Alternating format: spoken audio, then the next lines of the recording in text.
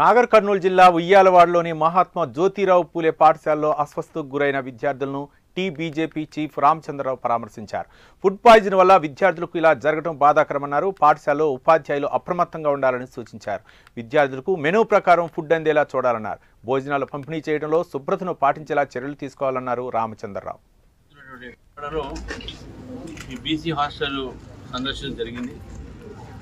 నిన్న రాత్రి 10 గంటలకు దాదాపు ఒక 115 మంది అమ్మాయిలు ఇక్కడ చదువుతున్నటువంటి అమ్మాయిలు హాస్టల్ ఉండేవాళ్ళు రాత్రి భోజనం చేసిన తర్వాత కడుపు నొప్పితోని వారందరినీ కూడా నాగర్ కర్నూలు హాస్పిటల్లో అడ్మిట్ చేయడం జరిగింది.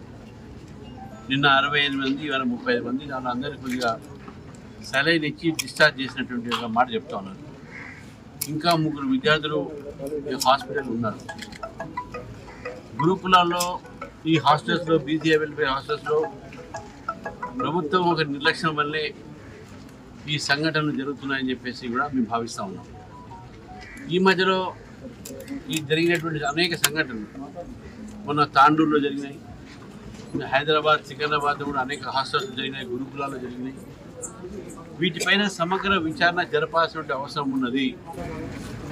ఎటువంటి బియ్యం పెడుతున్నారు, ఎటువంటి పాలు ఇస్తున్నారు, ఏ స్టాండర్డ్స్ ఉన్నాయి, రెగ్యులర్గా తనిఖీలు ఉన్నాయా లేవా, ఎవరైనా ఫుడ్ సేఫ్టీ చూస్తున్నారా లేదా అనే విషయాన్ని చూస్తున్నారు.